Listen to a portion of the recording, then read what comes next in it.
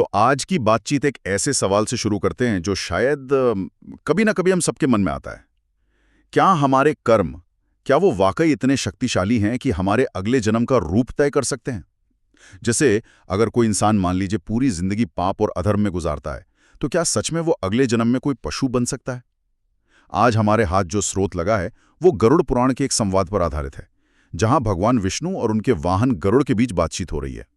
और इसमें यही बताया गया है कि मनुष्य जन्म कितना दुर्लभ है और अगर इसका सही इस्तेमाल ना हो तो आत्मा 84 लाख योनियों में भटक सकती है। और ये 84 लाख योनियों का विचार, ये अपने आप में बहुत गहरा है। इसका मतलब सिर्फ जानवर बनना नहीं है, बल्कि जन्म मृत्यु के एक ऐसे विशाल चक्र में फंस जाना है जिसमें कीड़े मकोड़ों से लेकर देवताओं तक हर तरह के जीव जंतु शामिल हैं। लेकिन यहाँ एक बात साफ समझनी होगी, इस स्रोत का मकसद डराना बिल्कुल नहीं है, बल्कि चेतना को जगाना है। इसमें मनुष्य जन्म को आत्मा के विकास का एक सुनहरा मौका माना गया है। तो आज का हमारा मिशन सिर्फ उन 5 उपायों की लिस्ट बनाना नहीं है, बल्कि ये समझना है कि ये 5 उपाय मिलकर कैसे एक पूरा सिस्टम बनाते हैं, एक ऐसा सिस्टम जो हमारी चेतना को प्रशिक्षित करता है ताकि वो नीचे गिरने के बजाय ऊपर उठ सके। एक पूरा सिस्टम। हाँ, ये सुनने में ज्यादा दिलचस्प लग रहा है। तो चलिए इस सिस्टम के पहले हिस्से को खोलते हैं।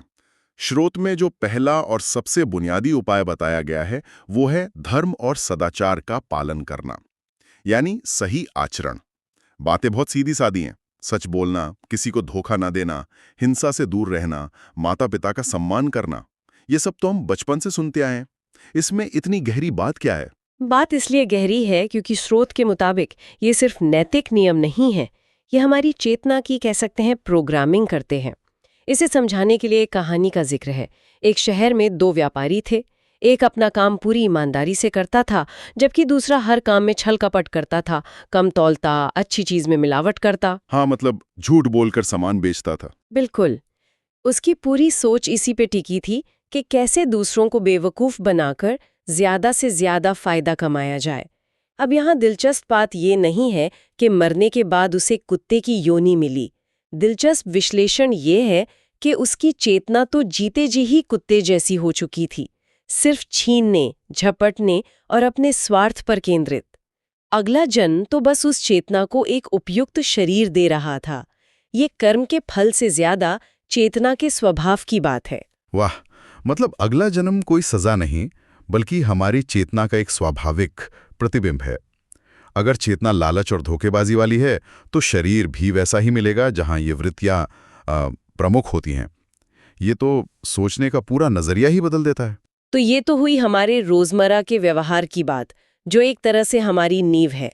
लेकिन क्या स्रोत में कुछ ऐसे विशेष कामों का भी जिक्र है जो इस नींव को और मजबूत करते हैं, जैसे दान, सेवा? बिल्कुल।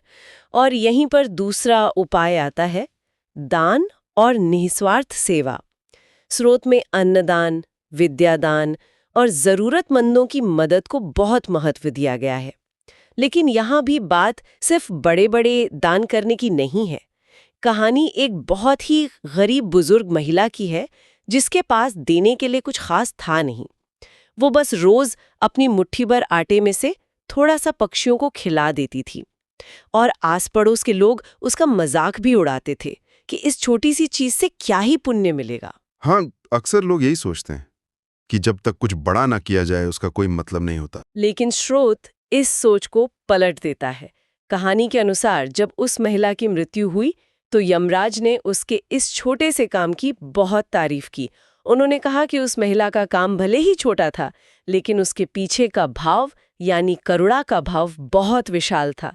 उसने बिना किसी स्वार्थ के दूसरे जीवों के पेट भरने की सोची, और इसी निस्वार्थ करुणा ने उसकी आत्मा का स्तर इतना ऊंचा कर दिया कि उसे पशु योनि में जाने का सवाल ही नहीं उठा, बल्कि उसे उच्च लोक या कह सकते हैं देव योनि मिली। तो यहाँ संदेश यह है कि दान की मात्रा से ज्यादा महत्वपूर्ण है उसके पीछे की नीयत, करुणा का भाव। अपने लिए तो सब जीते हैं, लेकिन जब चेतना दूसरों के दर्द से जुड़ती है तब उसका असली विकास होता है। तो दान और सेवा तो बाहरी कर्मों हैं जो हम दूसरों के लिए करते हैं, लेकिन स्रोत हमारे मन के अंदर की दुनिया के बारे में क्या कहता है? हमारे अपने विचारों और इच्छाओं के बारे में। और आपका ये सवाल सीधे हमें तीसरे और शायद सबसे मुश्किल उपाय पर ले आता है, इंद्रियों पर नियंत्रण। इस संवाद में साफ कहा गया है कि काम, क्रोध, लोभ, मोह और अहंकार, ये 5 ऐसी प्रवृत्तियां हैं जो आत्मा को नीचे की ओर खींचती हैं।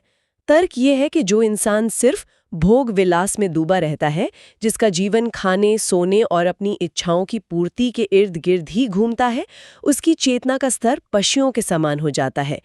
क्योंकि एक जानवर का जीवन भी इन्हीं मूल प्रवृत्तियों पर चलता है, भोजन, नींद और अपनी प्रजाति को आगे बढ़ाना। लेकिन यहाँ एक सवाल उठता है, क्या इसका मतलब यह है कि जीवन में सुख भोग का कोई स्थान ही नहीं है? क्या स्रोत हमें एक नीरस और तपस्वी जैसा जीवन जीने के लिए कह रहा है?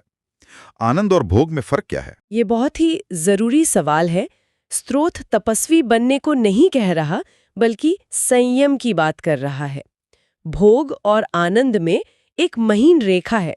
जब इंद्रियां हमारी मालिक बन जाती हैं और हम उनके गुलाम, तो वो भोग है।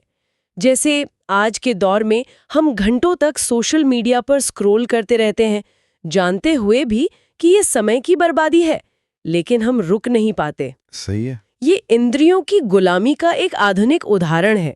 स्रोत कहता है, जिस प्रवृत्ति में जियोगे वैसी ही योनि पाओगे। अगर मन 24 घंटे सिर्फ खाने या वासना के बारे में ही सोच रहा है, तो मृत्यु के समय भी वही विचार हावी रहेंगे, और तब आत्मा स्वाभाविक रूप से ऐसे शरीर की ओर खिंचेगी जहां उन इच्छाओं की पूर्ति आसानी से हो सके। संयम का मतलब है इंद्रियों का मालिक बनना, उनका गुलाम नहीं। आनंद लेना, लेकिन उसमें डूबकर अपनी चेतना का स्तर ना गिराना। सही है। मतलब अगर मन को इन इंद्रियों से हटाना है तो उसे कहीं और लगाना भी तो होगा। मन खाली तो रह नहीं सकता। यहीं पर शायद चौथा उपाय काम आता है। अपने बिल्कुल सही नस पकड़ी है। चौथा उपाय है सत्संग और भगवान का स्मरण। इसका आधार ये है कि मन को अगर निचली प्रवृत्तियों से हटाना है, तो उसे किसी ऊंचे आदर्श से जोड़ना होगा, और ईश्वर से ऊंचा कोई आदर्श नहीं। इस संवाद में भगवान विष्णु कहते हैं कि उनका नाम या उनका स्मरण करना आत्मा को शुद्ध करता है और उसे सांसारिक मोह माया से ऊपर उठाता है। इसमें एक शिकारी की कहानी भी है जो मुझे थोड़ी हैरान करती है। कहानी यह है कि एक शिकारी था जो जीवन भर जानवरों को मारकर ही अपना गुजारा करता था। बहुत क्रूर था। एक दिन उसने कुछ संतों को नारायण नारायण का जप करते हुए सुना। उसे इसका मतलब तक नहीं पता था, लेकिन सिर्फ वो शब्द सुनने भर से धीरे धीरे उसका पूरा स्वभाव बदल गया। क्या ये थोड़ा ज्यादा नाटकीय नहीं लगता? जीवन भर की हिंसा का असर सिर्फ एक नाम सुनने से कैसे मिट सकता है? आपका संदेह स्वाभाविक है। अगर हम इसे सतही तौर पर देखें तो ये किसी जादू की तरह लगता है, लेकिन इसके पीछे गहरा मनोवैज्ञानिक सिद्धांत काम कर रहा है। वो नारायण शब्द उसके अवचेतन मन में एक बीज की तरह बैठ गया। बार बार अनजाने में ही सही, वो शब्द उसके अंदर गूंजता रहा। ईश्वर का नाम या कोई भी पवित्र विचार एक बहुत ऊंची आवृत्ति, मतलब हाई फ्रीक्वेंसी वाली ऊर्जा की तरह है। अच्छा। जब ये ऊर्जा लगातार हमारे मन में घूमती है, तो वो धीरे धीरे मन में जमी हुई निचली आवृत्तियों, जैसे क्रोध, हिंसा, लोभ, को काटना शुरू कर देती है। उस शिकारी के साथ भी यही हुआ। उसका मन बदला, दिल नरम हुआ और उसने हिंसा छोड़ दी। मृत्यु के समय उसके मन में डर या लालच नहीं था, बल्कि वही एक पवित्र नाम था। इसलिए ईश्वर का स्मरण सिर्फ एक धार्मिक क्रिया नहीं है, ये चेतना को रीप्रोग्राम करने का एक वैज्ञानिक तरीका है। तो हमने आचरण, कर्म, संयम और स्मरण की बात की। ये सब एक तरह की तैयारी लग रही है, लेकिन किस चीज की तैयारी? शायद उस अंतिम परीक्षा की जिसका जिक्र 5वें और आखिरी उपाय में है। बिल्कुल। 5वां उपाय है अंतिम समय में पवित्र स्मरण। स्रोत में ये बात बहुत जोर देकर कही गई है कि मृत्यु के क्षण में मन जिस भी भाव या विचार में अटका होता है, आत्मा की अगली गति उसी से तय होती है। अगर मन पैसे में, अधूरे काम में या किसी से बदला लेने के ख्याल में अटका है, तो आत्मा उन्हीं अधूरी इच्छाओं को पूरा करने के लिए भटकती रहेगी। ये एक तरह से पूरी जिंदगी की कमाई का आखिरी हिसाब है। पर क्या ये इतना आसान है कि कोई जीवन भर कुछ भी करे और बस अंत समय में भगवान का नाम ले ले और सब ठीक हो जाए? नहीं, और स्रोत भी ऐसा नहीं कहता। यही सबसे बड़ी गलतफहमी है। अंतिम क्षण का विचार कोई अचानक होने वाली घटना नहीं है। ये हमारे पूरे जीवन के अभ्यास का नतीजा है। जो इंसान पूरी जिंदगी पैसे के पीछे भागा है, उसका मन आखिरी समय में अचानक वैराग्य से कैसे भर जाएगा? हाँ, वो तो अपने बैंक बैलेंस के बारे में सोचेगा। बिल्कुल। स्रोत ये कह रहा है कि जो व्यक्ति जीवन भर पहले 4 उपायों का अभ्यास करता है, अच्छा आचरण रखता है, दान सेवा से मन में करुणा जगाता है, इंद्रियों पर संयम रखता है और ईश्वर का स्मरण करता है, उसका मन स्वाभाविक रूप से अंत समय में शांत, स्थिर और दुनियावी चीजों से अनासक्त रहेगा। उसके लिए पवित्र स्मरण करना एक स्वाभाविक प्रक्रिया होगी, कोई जबरदस्ती की कोशिश नहीं। तो ये कोई शॉर्टकट नहीं है, ये जीवन भर की साधना का अंतिम फल है। तो अगर इन 5 उपायों को एक साथ देखें तो ये सिर्फ अलग अलग नियम नहीं हैं। जैसा आपने शुरू में कहा था, ये असल में चेतना को प्रशिक्षित करने का एक पूरा सिस्टम है। धर्माचरण से नींव बनती है, दान से उसमें करुणा का सीमेंट लगता है, संयम से मन की दीवारें सीधी खड़ी होती हैं और ईश्वर के स्मरण से उस पर एक मजबूत छत पड़ती है। ये सब मिलकर हमें उस अंतिम क्षण के लिए तैयार करते हैं। एकदम सही कहा आपने। ये कोई जादू नहीं बल्कि जीवन भर का आध्यात्मिक अभ्यास है। ये इस विचार को पुष्ट करता है कि मनुष्य का जन्म एक असाधारण अवसर है। हमें सोचने, समझने और सही चुनाव करने की जो क्षमता मिली है, वो किसी और योनि में नहीं है। और हमारा हर विचार, हर शब्द और हर कर्म सिर्फ इसी जीवन पर नहीं, बल्कि हमारी अनंत यात्रा पर अपनी छाप छोड़ रहा है। ये पूरी चर्चा मेरे मन में एक सवाल छोड़ जाती है। स्रोत में यह बताया गया है कि कैसे एक व्यक्ति के कर्म उसके अपने अगले जन्म को प्रभावित करते हैं।